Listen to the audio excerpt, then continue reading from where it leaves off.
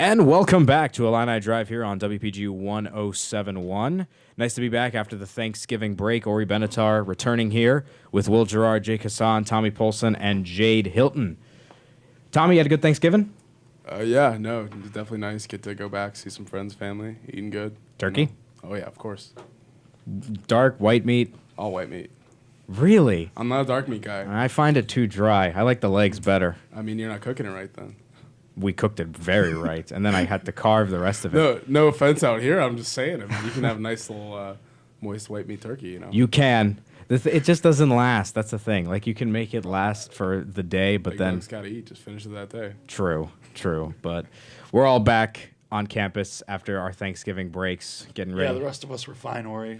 Good, fine. The rest of us were fine. Good. Thanks. We're starting a little late. That's why I tried to move it along. Do you have a good thing? Disrespect. Good Thanksgiving? Oh, it was wonderful. Good. Tried to bring back Trivia Crack. Didn't work.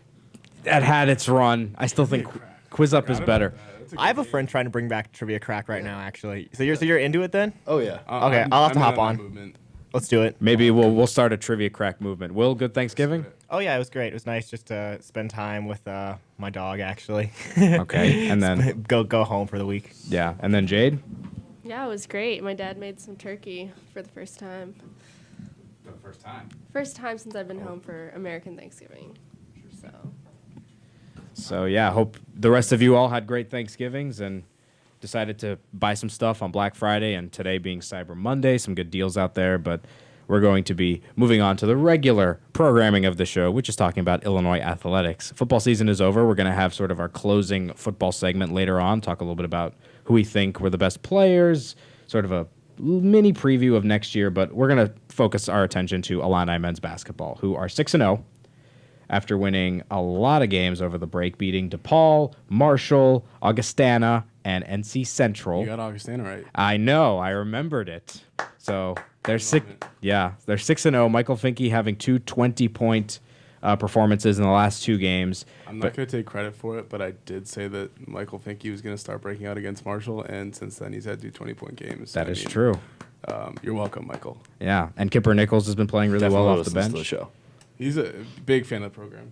Yeah, but shout out though to Aaron Jordan. He's the story of the season. Coming off the bench, he's been hitting threes. He's 15 of 26 from downtown. That's over 60% from the arc off the bench. He's been a real big piece for Illini basketball this year. But the true tests are here. But to be realistic, the teams that Illinois is playing in this 3-game stretch this week could be better. We expected them to be better. Wake Forest tomorrow in the Big Ten ACC Challenge. Started the season 0-3, losing to Georgia Southern, Liberty, and Drake. They're 2-4. Their only wins are against Quinnipiac and North Carolina Greensboro. Should Illinois win this game? By like 40. You really think Wake Forest is that bad? 50. Not by 40, but I think this is a 25-point game. Interesting. I don't think it'll be that lopsided. Maybe not because it's on the road, but I do think they win this pretty steadily. Yeah. It should be pretty easy. You never want to say easy, but, like, just Wake Forest looks so bad. Like, all those losses look really bad. Yeah, they haven't been playing very well at all, to be fair. We actually... Ridiculous. Oh. Sorry, we just saw something. We'll mention it later in the broadcast, but we'll talk more basketball now. Wake Forest...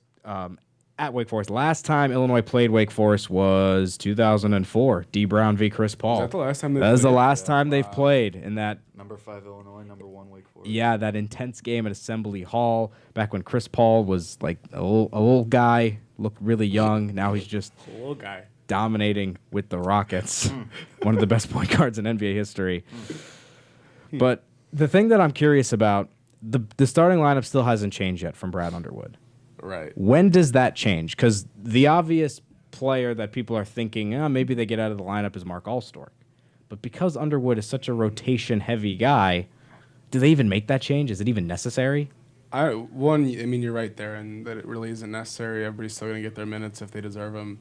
But at the same time, even though Allstork's shots really haven't been falling and he's almost kind of looked like he's been rushing a little bit, he still provides a lot in terms of defense, rebounding. He's still a 6'5", 200-plus guard that can really guard 4 positions on the floor. So, I mean, to be able to have a guy out there that can do all of that is big, Yeah, it's kind of like how Lucas, being sort of the floor general of Yeah. that team, Underwood called him the quarterback of Illinois basketball. Mm-hmm. He doesn't provide the scoring, but he gets the assists, he gets the defense and things Right. like that. Will, I mean, if Allstork or Lucas came out of that starting lineup, who would you put in there? I don't think, for me, keep Aaron Jordan on the bench, but what about Kipper Nichols or Trent Frazier maybe getting in the lineup at some point? I actually kind of like the lineup the way it is right now in terms of just the way, like, I feel like Al Stork is a big, strong guy. He can guard some wing players. You really can't take Lucas out just because he's, kind of the quarterback of the system. He's the one that runs the entire offense. I know naturally everyone wants to put in Kipper Nichols just because he's the one that's kind of filling up the stat sheet right now. But at the same time, he's a good guy to come off the bench. I mean, I think we won't see Jordan in the starting lineup, that's for sure. I kind of wonder if we'll see more minutes from him as the season progresses, or if this kind of stretch here was just a little bit of a fluke because of who they were playing. I think that Jordan, in the role he's in, is like the perfect six-man in terms of he'll come in, hit a few threes off the bench, he can still guard a little bit. He's a really good defender because he's got like right. that large wingspan, so he's always in the passing lanes. He's getting steals this season. I think he already has 7 or so in the first 6 games. He's averaging like a steal a night. Both him and DeMonte Williams can lock some guys up. Yeah, so it's not like what I'm kind of feeling here is that some guys in the starting lineup are purely there to defend, and then you have Finke, Black, and Mark Smith to get the points. And then off the bench, you sort of have Williams and Jordan for defensive purposes, and then Jordan and Frazier sort of in to hit some threes. Yeah. So it's like that perfect balance. Right. All these guys, I mean, even though a lot of them may you could really consider, like you said, maybe a defensive specialist, but at the same time, too, I mean, they really can do it on either side. I mean, obviously, Allstork, we've seen he struggled a little bit, but I mean, people forget in that first game he had 17 rebounds, 10 points.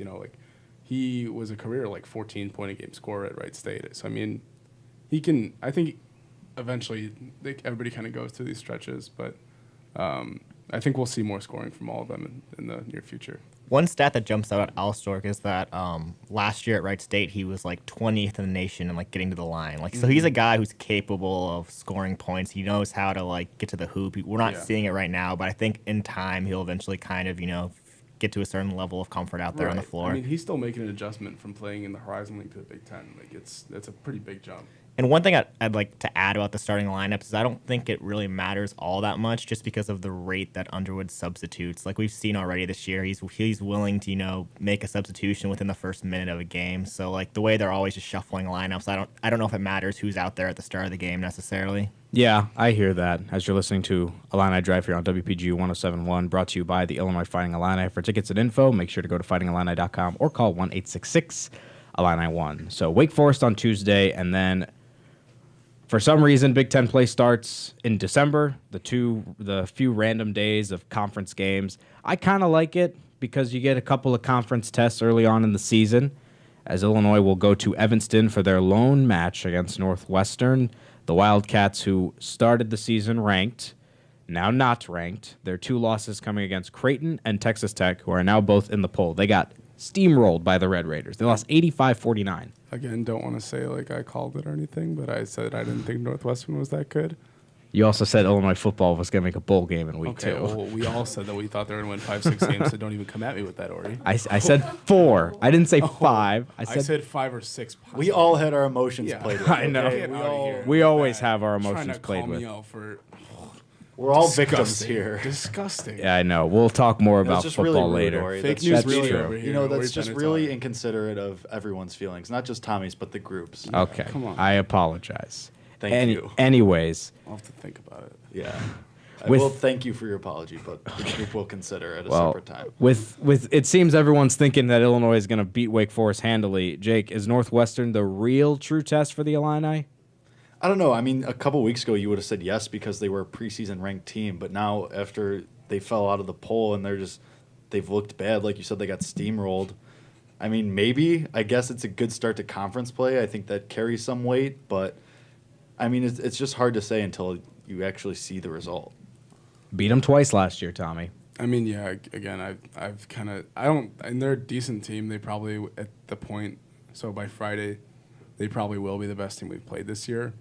But I don't think that's saying much. I really don't think that it's necessarily a team that's going to come out and really give us too much trouble. I think the first real test is Sunday in Maryland. I agree. I was going to lead into that. Maryland is the best team out of the 3 teams that Illinois is playing this week. Maryland has lost 1 game to St. Bonaventure by 2, and their most quality win early season is against Butler, maybe beating Stony Brook in the first game of the season. But their last win against New Mexico, 80-65. They're playing Syracuse and Purdue before they play Illinois. So Terps have got some challenges before they head to Champaign. Yeah, no, I mean, they, again, like you said, I mean, they got Purdue still. Purdue's been up and down. Obviously, lost a couple games out there in that little tournament, but they're able to turn around against Arizona. But yeah, I mean, is it at, you said at Purdue? Yes. So yeah, that's No. It's in College Park. okay. So I mean, still though, Purdue's always a tough game. A lot of big bodies there. Maryland's got a couple of their own, and Cowan's been awesome this year. So I was surprised to see that Maryland wasn't ranked this week. I mean, they've only lost to 1 game. Obviously, I don't know how Bonaventure is, but I would assume it's not a great loss. But at the same time, I mean, Maryland's pretty good. I think I don't see them losing out of this because I think since they are at home, I don't think they'll lose to Maryland there. To Purdue there. But definitely a little bit of a challenge there for them. How many wins, Will, do you think Illinois basketball needs in this 3-game stretch in order for people to really start saying Illinois has a legitimate chance to maybe be a top 4, top 5 Big Ten team, or is it still too early to say? I think it kind of depends on if they're competitive in these games, more or less. Because, I mean, I'd say that they're expected to win tomorrow night against Wake Forest. Northwestern might be a bit of a toss-up. And then in terms of Maryland, we kind of all agree that Maryland is the favorite in that game. So, like, if they win 2 of these 3 games, I think that would be promising for this team. But with that being said, 1 and 2 and a few, like 2 really close losses wouldn't necessarily be a bad thing either this early in the season. I mean, they still have their non-conference schedule left with the way that the Big Ten schedule looks this season. So it's kind of crazy, you know, because normally there's like this 15, 16 games for the team for us to kind of get a feel for the team before they see Big Ten opponents. But now they're just getting thrown in there early, so it'll be a nice test for them early in the season. Yeah, and with these 3 games, the opponents have kind of not been playing well in Wake Forest and Northwestern, but you get to bragging rights, no more Michael Porter Jr. Now that game becomes a little bit more competitive, easier chance for Illinois maybe to come away with the win. Yeah, I mean, even with MPJ, I still thought we were going to win that game. Honestly, I think this just makes it easier. Tillman's athletic as he can be, but he just is so raw. It doesn't look very good yet. Obviously, he can play a little defense. He can rebound, but I mean, they've got some talent. Puryear is solid. They've got some nice little guys there, but again, I think this is a game that Illinois should probably win. I mean, if Illinois had maybe 2 or 3 losses before they play Minnesota in the first long stretch, is that they're above expectations? I think so. I mean, obviously, I tend to be pretty optimistic in terms of it, in terms of how I look at these games, kind of figuring out all those things. But I mean, I think for the most part, I do think that we will beat Maryland because it's at home. They're also a younger team. They'd lost Melo Trimble. Obviously, they've still got a ton of talent, but I mean, they're still another team just like us that's kind of figuring out their system, figuring out who their go-to guys are outside of like Cowan and Justin Jackson, everybody. But I mean, Austin Peay should be a layup. UNLV might be tough in Vegas. Yeah. Longwood, know nothing about them. New Mexico State's all right. That's in Chicago too, though, so that's a nice little advantage. And then Missouri, obviously. So I mean, I think it's definitely above expectations, but I don't think it's some huge shock that they'd be that good. Do you think it's possible that this basketball team will have sort of a very similar type of results that we saw with football? Start off promising early against not very good non-conference opposition, but then when it gets to the Big Ten, things start to turn rough really quickly. I don't think so for a couple reasons. First of all, because in football, there's so many guys that weren't Lovey's guys on this team. And when you think about that, this was really his first recruiting class. And in terms of, I would consider this really his first year. So, I mean, it takes so many more guys to really turn around a football team, and especially in a conference that has so many good ranked teams in football, you know, with Ohio State, Michigan, everybody. I mean, it's so much harder for you to turn around a team that's been at the bottom of that. But when you think about basketball, I mean, you get 2, 3 top recruits, such as Mark Smith, Trent Frazier, and everybody, you know. it's a lot easier to turn that around. Plus, the Big Ten has not looked great so far in terms of basketball. I mean, there's a lot of teams that expect to do a lot better, such as Northwestern, there's some teams out there. But, I mean, really the only two locks, I'd say, to be at the top of the Big Ten, are Minnesota and Michigan State. They're the only ranked teams in the Big Ten right now, Right. top 25. Yeah, Maryland got some votes. I think I saw Northwestern got 1 vote this week. But, it's more or less wide open. Yeah, Big Ten is not looking too great in basketball this year. Early on in the season, it's very up in the air because you have all these top 10 matchups. Last night Michigan State beat North Carolina. Duke's going to play Indiana. Indiana's terrible, but Notre Dame's going to play Michigan State on Thursday, so you're going to have another top 5 matchup, which I think is something that's so positive about college basketball compared to college football. I like seeing top Power 5 teams playing against each other early in the season. Whereas with college football, you really don't know who the best team in the country is until the championship game, until the final whistle is blown. Because there's all this speculation about whether or not Alabama could beat Miami or whether or not Clemson could beat Ohio State because these teams just don't play each other in the regular season. So that's a whole nother debate that we won't get into. Before we take a quick break, breaking news that Tommy just showed me. So before, Trey Watson today has decided that he will transfer from Illinois, and actually just a few moments ago, Gabe Meganson has joined the list. He has wrote a letter on Twitter through the Notes app, and he has also decided that he will be transferring from Illinois. So we'll discuss more about that, and also sort of a season wrap-up for football when we return to Illini Drive here on WPGU 107.1. You're watching Illini Drive on Urbana Public Television. Tune in Monday nights at 6 p.m. to listen live on WPGU 107.1. And back to Illini Drive here on WPGU 107.1. Ori with Will, Jake, Tommy, and Jade. As we're ready to talk a little Illini football, this is kind of the last we're going to talk about football for a while now. Ended the season not so great, losing to Ohio State over the break, 52-14. That was a rough game to watch. And then Saturday was not any better, 42-7 loss against Northwestern as Illinois football ends the season with a 10-game losing streak. They become the first team in Big Ten history to lose 9 games in the Big Ten. So not great at all. And it doesn't get any better for Illinois football because 2 of their upperclassmen have decided they are transferring. Again, breaking news here. Gabe Meganson, just 20 minutes ago, just announced on Twitter that he will be transferring from Illinois. And 2 hours before that, Trey Watson, the linebacker, decided that he will also be transferring from Illinois. Is this the first of many? Yes. Yeah, it's going to be a bloodbath. It's I don't know. It's taken over. I'm not going to say who else would be considering transferring because I have no idea because there's just so many of these upperclassmen, especially just a ton of juniors on the roster. I think Jeff George will probably go. Trying to do a name game, too, is so hard with something like this. It Yeah. is tough. I think that the only reason I say that is I think that with the guys they've been recruiting and the way they've used Cam recently, I think they've really shown that they want a mobile dual-threat quarterback, and I don't think Jeff George is that. I think that he's a guy who's got the talent and under the right coaches and coaching staff and the right system, he'd do a lot better. Yeah, And I could see him leaving. I see Jeff George as sort of a guy like Jared Goff. He's got the right offensive-minded coach to guide him and teach him how to play quarterback. He would be really good. Lovey's not an offensive coach. Right. We saw with Goff with Sean McVay now. He's been playing great compared to his rookie season.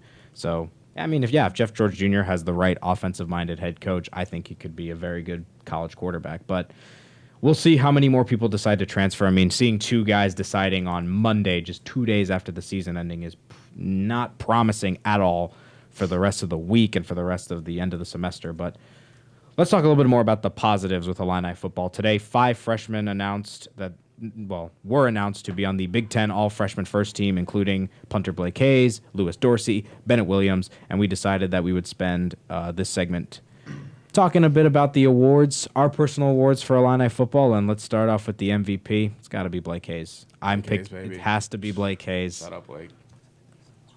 Come on, Jake. It's Blake Hayes. No, I'm with For you. the brand. Yeah, no, it's Hayes undoubtedly. It's just. The most consistent player game after game for Illinois. He punted over almost 30 times in the last 3 games. He had 11 punts against he had 11 punts against OSU. He had 11 punts in the game before that when they played Indiana. I don't know how. Gross game. Yeah. There were a lot of not too good games, but Blake Hayes has a future. He you're pretty much guaranteed if he's punting in his own territory within his own 30-yard line, you're getting pinned inside the 15 at least. Yeah, I'd say so. Which gave the defense so many opportunities to get those 3 and outs and to get some turnovers. So many times he was pinning inside the 10 also. Blake Hayes out there getting love from the boy Pat McAfee. Like, he's been killing it. Yeah. So when you're looking at a 2-10 team, MVP, valuable because he pins teams down into tough field position, but he was the most consistent player game in, game out. So let's move on to offensive and defensive players of the year. Will, who would you say offensive? Dorsey, Epstein, I'm Smalling. gonna say Dorsey just based on some of those fantastic catches he had, because he had a few highlight reel plays, and I think that going forward he's definitely gonna be a big part of the offense as a tight end. He's a bit of a mismatch because he's a guy who can really create some space when you match him up against someone in the secondary or like a linebacker even. I mean, he's a guy he's probably one of the faster guys on the team, I'd imagine. Yeah, real elite receiver, fast pass catching tight end. I think Dorsey, right, Jake? I don't know. I think it's a split between Dorsey, Smalling, and Epstein, just based on what part of the season you're looking at. Because, I mean, it was Dorsey at the end. I mean, Smalling had his time in the middle, and then obviously Epstein in the very beginning. Like, I think it's between those 3 guys, and they're all freshmen. So, I mean, it's good for the future. But I think you can't pick one specific person, because then there wasn't one person other than Hayes who was consistently good all season. Yeah, no, I'm the same way. I think at least me personally, I think it's Epstein just because he showed so much in terms of he had those big breakaway runs. He was consistent 4 to 5 yards every carry. And I think that you see him play a full season, he could be a guy that's possible Big Ten freshman back. Or I think he could have been like one of the Big Ten all freshman teams, another addition to that. I mean, very talented player. Yeah, I personally said Dorsey because this guy's he makes tremendous catches. I didn't say Ricky Smalling because at the end of the season he was kind of invisible, because he didn't really have anyone to throw him the ball. But even with Dorsey not having someone to throw him the ball, if he got to throw towards him a target, he would catch it no matter what. He just made the wild plays. Yeah. Yeah.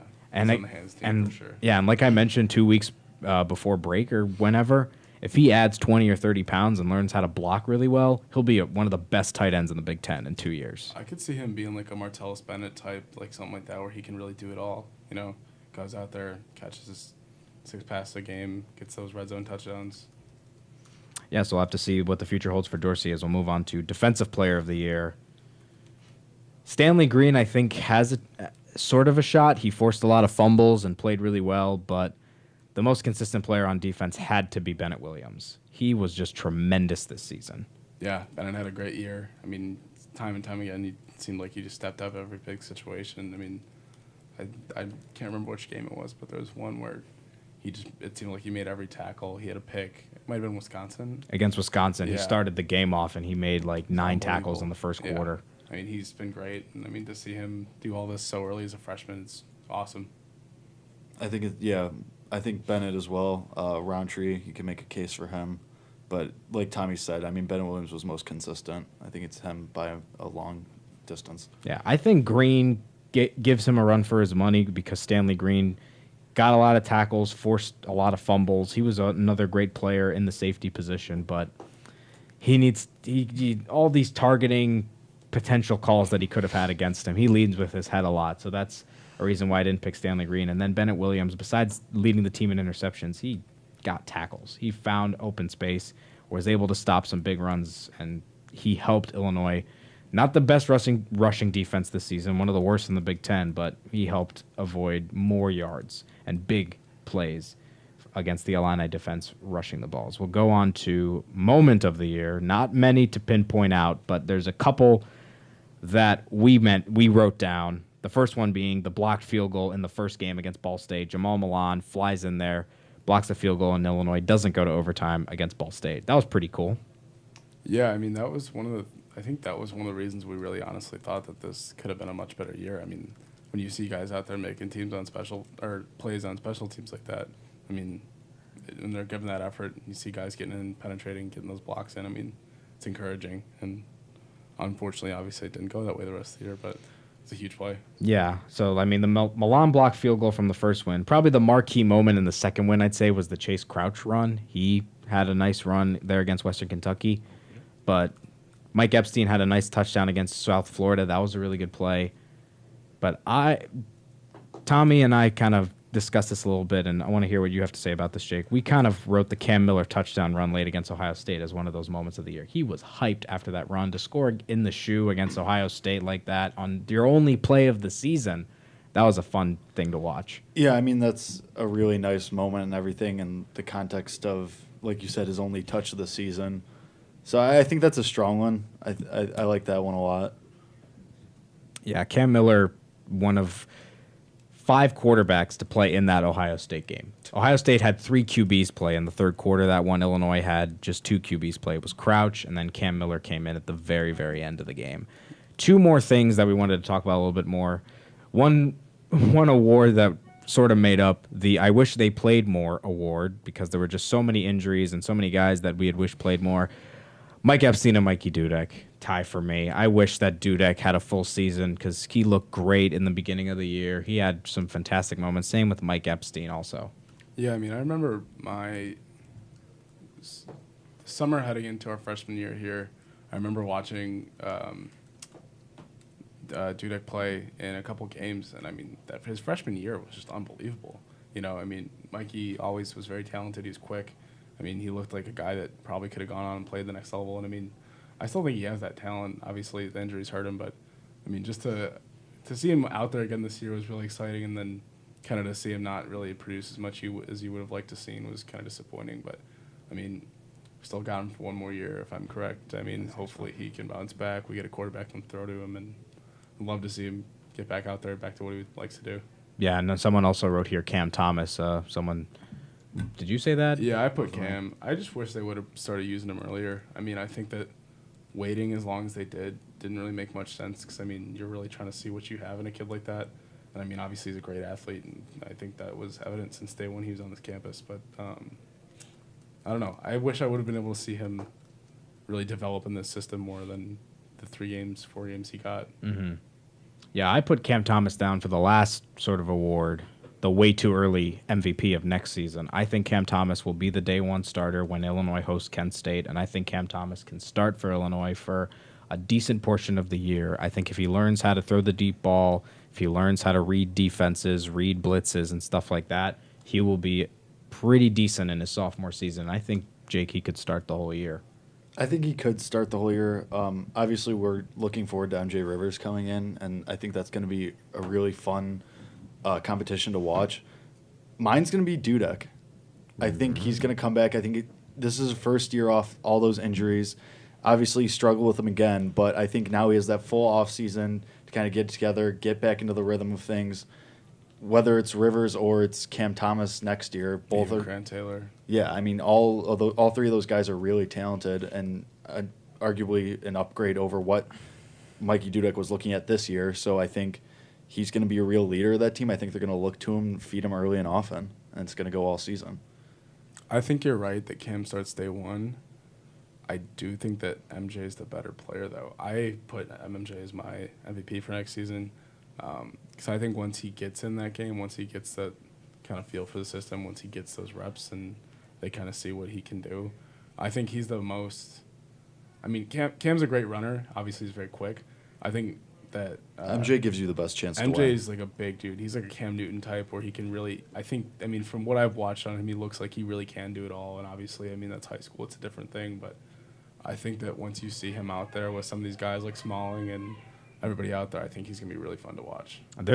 I think that's the thing that everyone should take home after this season. There are so many players that Illinois football is returning, and that can be really fun to watch. Hayes, Dorsey, Bennett Williams, Mike Epstein, Mike Dudek again, Thomas, Rivers, Taylor, all these guys. There's a bright future. It's going to take a long time. Illinois played a reasonable amount of freshmen, way more than they ever have in their school's history and way more than any other school really has had. I mean, you don't start 20-some freshmen in a season. That's weird. That doesn't happen. So there's a bright future. I know it's tough to see a bright future after a 2-win season, after having 3 the year before, but there's a lot of talent on this team that's young that needs to develop. So I need to see some trick plays from Blake Hayes next season. I agree. I wanted to see Hayes have a trick play. Celebrations are electric. Yeah. I need to see him throw a touchdown. I need it. That first play against Kent State, Blake Hayes touchdown Let's do pass. it. More trick plays, more college style Line him up in offense. the I think would be backfield, Let fun. him just stiff arm everybody. Oh yeah. 6'6", 230. That's pretty good. Or have him play Pretty- tight. Have him in the tight end. I mean, he could.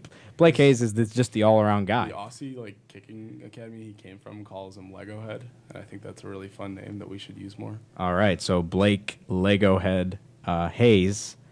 We'll see more of him his sophomore year, but we're going to take a break from talking about Illinois football for a while because there's going to be all these other sports starting, and basketball is going to kick into high gear. As we're going to take our last break here for today's show, when we return, we'll get a score update from Jade. We'll get a Illini update from Matthew, who did a recap, and then we'll do our final thoughts as we return to Illini Drive shortly right here on WPGU 107.1. You're watching Illini Drive on Urbana Public Television. Tune in Monday nights at 6 p.m. to listen live on WPGU 107.1. Welcome back to Illini Drive. Here's your score update. In hockey, the Chicago Blackhawks face the Anaheim Ducks tonight at 7:30. And in basketball, the Chicago Bulls fall to the Miami Heat 100-93. They take on the Phoenix Suns tomorrow at 7 p.m. What'd you say about the Bulls, Jake?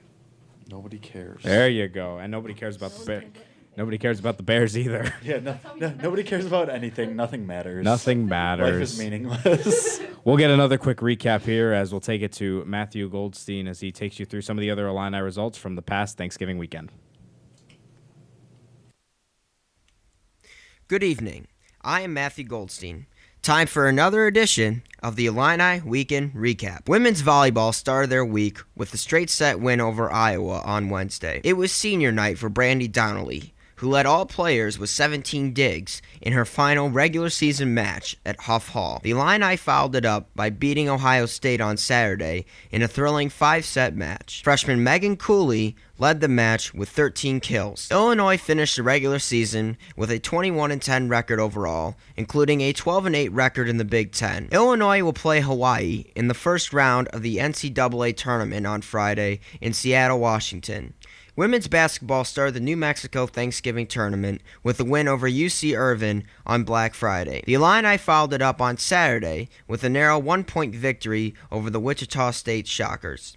Sophomore Allie Andrews had a career-high 26 points and 6 3-pointers and made the 2 game-winning free throws to secure win number 5 this season. Illinois finished the Thanksgiving tournament with a 97-68 loss to New Mexico on Sunday. That was your Illini Weekend Recap. I am Matthew Goldstein, Daily Illini Sports. Thanks, Matthew. Yeah, a lot of action over the past Thanksgiving weekend. Illini volleyball is in the tournament after missing out last year. They're going to play Hawaii on Friday, as Matthew mentioned. And former Illini volleyball coach Kevin Hambley at Stanford now, he got a number 1 seed with the Cardinal. Well, the equivalent of a number 1 seed in volleyball. I believe Stanford is the 3 seed. They're going to play the Cal State Bakersfield Roadrunners in their opening game.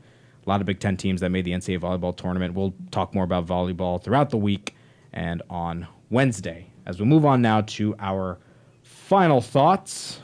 Jake and Tommy, you guys had something that you wanted to collab on for your final thought. We got some golf in the house. Tiger Woods is back. Let's Yep. go. I'm so excited. Thursday, he's playing with Justin Thomas. It's going to be amazing. I'm so excited.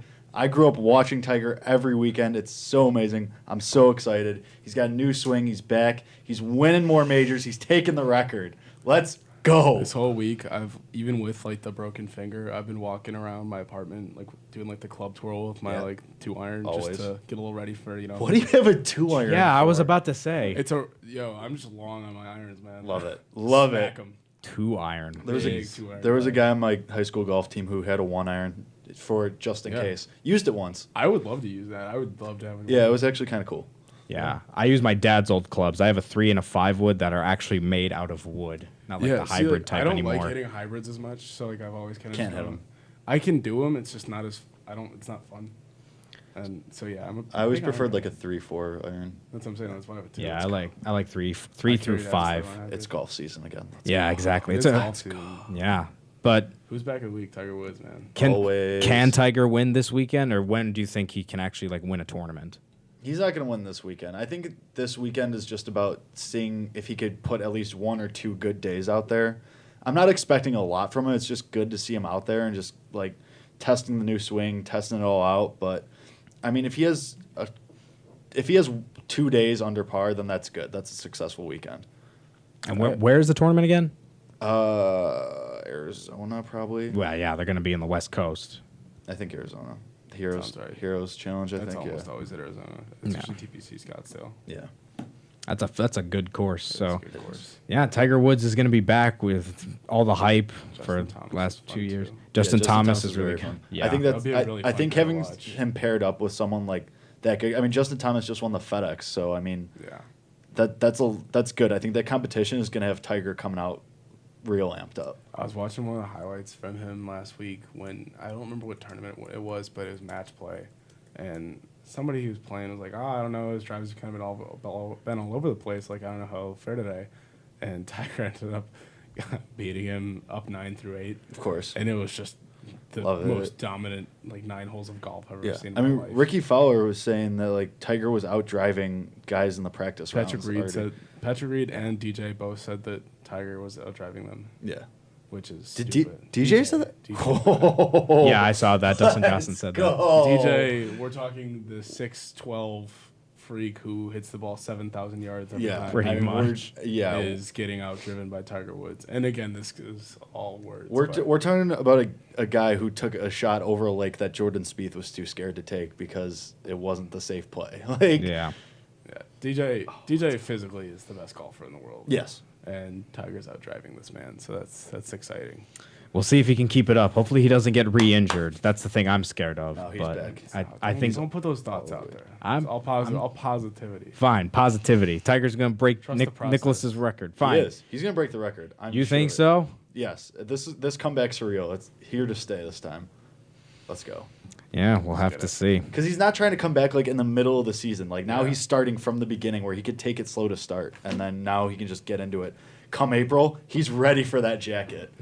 Let's go. He's going to win the Masters in April? Yep. Yes. Oh, jeez. Put it down. Put it down. Tigers win the Masters. Oh, jeez. Tigers winning the Masters. That would be awesome. That would be a great way to start 2018 off. It'd be great for the sport. top 5 finish.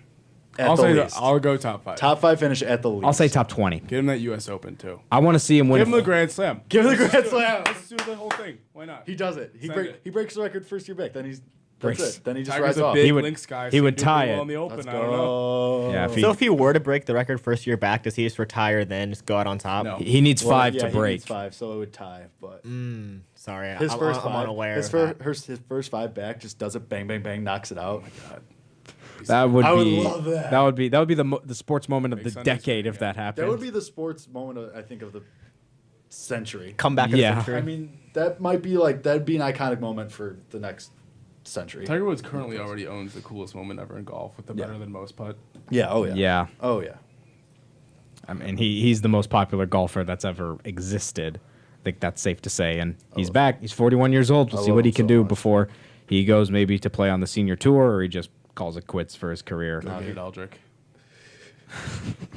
He's staying on the PGA forever. I think he's got what 6, 7 years, maybe 7, 8 more years on the PGA. Depends on how his Give him body holds 30. up. Let's give him like 30. 30. He's gonna play till he's 70 on the PGA tour. Yep. I don't think so. He's looking thick. He's gonna He Furyk. can do He's it. gonna Furyk it. He's gonna play forever. All right. Well, we'll see how Tiger does. Starts on Thursday, right? Yep. All right. We'll see how he does on I Thursday. think it's like a 12:05 tee time. Okay. If you're busy, if you don't have work, watch Tiger's Tee first round on Even Thursday. if you do have work, watch it anyway. It's worth it. I'll go to my final thought as the NFL weekend. I'll sort of do a quick little recap of what we saw in the National Football League. Not too many incredible games. There were a decent amount of blowouts. Cincy blew out Cleveland. New England blew out Miami. What? Well, of course they did. Yeah, Browns continue to be horrible. Still, He can still make the playoffs though. no, they were not mathematically anymore. eliminated this No, past week. those 47 scenarios all didn't happen. But Bears got smoked by the Eagles, who I'm officially declaring as the Super Bowl favorites now. It's ignorant. The- I'm kidding. no, I know. I mean, Tom Brady. right now Eagles are the favorites, but I still NFC for sure. I still think New Orleans and Carolina are going to be. Carolina's Carolina, frauds. you think? Carolina can't run the ball. I Carolina think doesn't scare me. I'm thinking bad. mainly of experienced quarterbacks in the NFC playoffs. I mean, That's fair. look at the first place teams. Wentz, second year Philly. Case Keenum, first time as a really established starter when in did Case Minnesota. Keenum get good? This year. Good this like year. what? Because I mean, how did that happen? Because he was like He mediocre played. to bad forever. He got playing time. He consistently is playing week in, week out. When He Romo should- was hurt, didn't he start like 8 games for the Cowboys? No, he never played for the I'm Cowboys. thinking of Whedon. No, Keenum played. No, Keenum played I'm for the almost Texans. positive he played then for the, the never on the Cowboys. Cowboys. You're thinking of Brandon Whedon. I'm not. You They had are. Whedon, and then maybe Dak came in right away. That came in right away on the Tony Romo injury. What? He- I'm thinking. Case I'm Keenum trying- played for the Texans, Rams, Vikings in that Oh, order. it was the Rams. That's what it was. Yeah, he started. That's what it was. Yeah, Tony he's, Romo didn't play for the Rams. he started for the Rams, and then on the Rams you have Jared Goff. So the most experienced quarterbacks in the playoffs are going to be Breeze, Newton, and maybe Tommy. Matt Ryan. I'd love to see Brees go out and win another championship. I think I'd New, actually like to see New that Orleans is really good. They I have a love running Brees. game Also, now. Justin Hardy.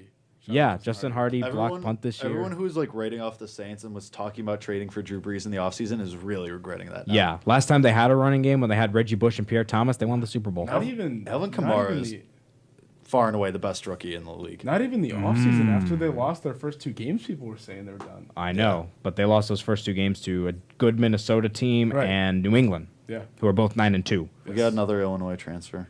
Ooh. Another one, Bryce Behringer. I mean, he was the backup punter, but still. walk-on that punter makes leaving sense. Illini. Yeah, right. No, but that's 3 in one day. So yeah, Bryce Behringer just decided to transfer from Illinois. He is the walk-on punter leaving the Illini since Blake Hayes pretty much has that position on lockdown. So that's 3 transfers in a 2-hour span for Illinois football. That's shocking. Tough luck. That is really, really not. That's just not fun. So moving from the Illini breaking news, I guess back to the NFL. The Sunday night game was great. Yeah, it was a really good game. Pittsburgh and Green Bay always deliver. Every time those 2 teams play, it's a good game. Super Bowl. Did you guys see the pictures? Like, there's like Mike McCarthy and Mike Tomlin doppelgangers on like each of those teams. Like, I there's haven't they seen Mike they McCarthy they one, but each Tomlin's always with they them, yeah. each have a doppelganger of like this. I'll try and find it. I'll show you. But like So there's a lookalike on their roster, on their like on the coaching staff. on the Like, coaching staff. Yeah, like same guys. That's interesting. Yeah, but Pittsburgh looks really good. I mean, if New England isn't going to win the AFC, then Pittsburgh should win the AFC. That's wild. Found the doppelgangers. Oh wow, yeah, they look very similar. You've seen the Tomlin one, right? And Tomlin. He's Okay, always yeah. there. That one's always There you there. go. But Pittsburgh looks really good. Antonio Brown, the best receiver in the league by far. Le'Veon Bell, best running back in the league by far. Big Ben's back. He's playing good football. Mohamed Sanu's the best quarterback on the Falcons. Yeah, pretty much. Threw a touchdown to Julio Jones. Matt Ryan's playing okay. Atlanta decided to throw to Julio Jones, and now they're winning games. They still have a wild card position, but NFC wild card is tight.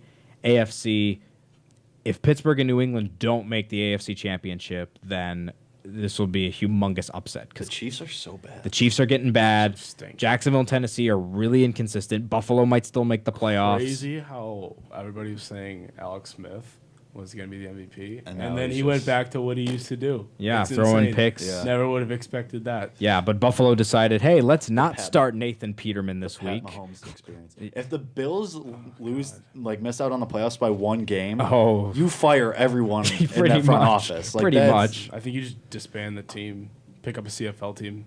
Or just relocate them to Toronto, which I think they That'd should be do. cool. They should do That'd be that cool. anyway. Buffalo should move to The Toronto. town, the No, city no, of no, Buffalo no, would wait. burn. You can't do that. Oh, The that's true. city of Buffalo That's would true. They burn. would all hate they, that. all they have is the Bills. and- Expansion team Yeah. and Toronto. the Sabres. Ge- Yes, I'm in, expansion I'm in. team. Yeah, there Toronto's should the be an best. NFL team in Shout out Canada. Toronto. And Buffalo's mostly Shout out garbage. Jade. They have really loyal fans. I mean, even Raider fans are heartbroken with the Vegas thing. Yeah. Yeah, that's the thing with Canadian teams in these leagues. The whole country roots for them. Blue Jays, it's all of Canada. Raptors, it's all of Canada. But with NHL, there you have affiliations because there's multiple teams. But give me an NFL team in Toronto all day. That would be awesome. Give me Also, the we need the Expos NHL back. back in Quebec. Like a Quebec City team, like the Yes. Nordiques. Yes, I want the Nordiques back. 2 teams in Quebec would be interesting. I like the Nordiques. I like their look. Hartford Whalers are pretty cool too. Not Canadian, but they're. I mean, I remember those days back in the NHL. Those really old teams, but I like the new expansion teams, like the Blue Jackets. They're and talking Dallas and some other Kane. teams too, possibly Portland. There's going to be a lot of relocation within the next 5 years in all of the leagues. I mean, the NBA is going to expand. They're going to bring back Seattle. They're going to add maybe another Canadian team. That'd be cool. All 4 leagues are going to expand. I mean, the MLS just keeps on expanding I and want the expanding. Expos back so much. The Expos, I think, should be back. MLB should have another team in Canada. I don't think that's going to be expansion though. I think the Rays are going to move. Did anyone catch the CFL Grey Cup while we're talking I about saw, Canadian? yeah. Mark Coach Trestman of got the year. another one. Yeah. Mark Trestman. Boy. Yeah, that looked like a good game. Speaking of which, Mark Trestman has more wins in 2 years as Bears coach than John Fox does currently. Ooh. That's a real tough look. Yeah, Bears are 3-8 now. After Also, that losing to Firefox Philly. logo sign was That was- unbelievable. That was It took me a second. I unbelievable. saw it and I was like, wait, that's a Firefox. I was like, You had to say it to get it. Like Yeah. that was That was a one really of those. good We have to sign. keep hyping up this Bears-Browns game, though, on Christmas Eve. It's going to be a phenomenal game to watch, Just a right? gift for everyone. Trubisky's going to throw for 350 yards, 4 touchdowns, and the Browns are going to cry. I'd be very okay if that's our only other win this year. Yeah, I'd be I fine with would that be as well. Very, very happy. I mean, you guys beat Pittsburgh. Yeah, Be we happy beat about Pittsburgh. that. They're currently the Bears are currently set up for the 7th overall pick. Okay. All right. I Yeah. mean, I wouldn't mind moving in the top 5 to top 3, but I mean, How about, though, the fact that Indianapolis, Denver, and the Giants, 3 teams that have all made Super Bowls in the 2010s, are going to get top, 5, 10 picks? That's insane. I think the Colts are going to win a couple more games at the end. Yeah, but I think Brissett's Denver's pretty going to legit. have a top 5 pick Yeah, it's 2 years after winning a Super Bowl. Denver stinks. They need a quarterback. I know. Crazy they're that Trevor terrible. Simeon didn't work out. And Never Paxton would've Lynch guessed hasn't that worked one. out so far. I think Yeah. Paxton Lynch needs more Excellence time. only- He needs to he hasn't play, really gotten yeah. a fair shake. Never would have thought that Trevor Simeon wasn't going to be a great NFL Yeah, quarterback. Rocket ship. the AFC West has been a huge disappointment. The Chargers are in second in that division, but they're getting better. The Chargers have played really well over the last few weeks, though. I mean, they put up 50 against Shout out Buffalo, Corey but Lugia. they got 5 interceptions against Nathan Peterman, who never should have played that game. Melvin Gordon's good again. Melvin He's Gordon awesome, yeah. is tremendous. Keenan Allen has been getting Still 10 good, catches yeah, a game. Philip Rivers still just slinging it. Yeah, but Chargers, maybe they'll sneak into the playoffs. Don't know. We'll have to wait and see. But that's going to be it from us here on Illini Drive on WPG 1071, brought to you by the Illinois Fighting Illini. For tickets and info, make sure to go to fightingillini.com or call 1-866-Illini-1. For Jade, for Tommy, for Jake, for Will, I'm Ori Benatar. Make sure to tune in for another edition tomorrow of Illini Drive at 6 p.m. right here on WPGU 1071.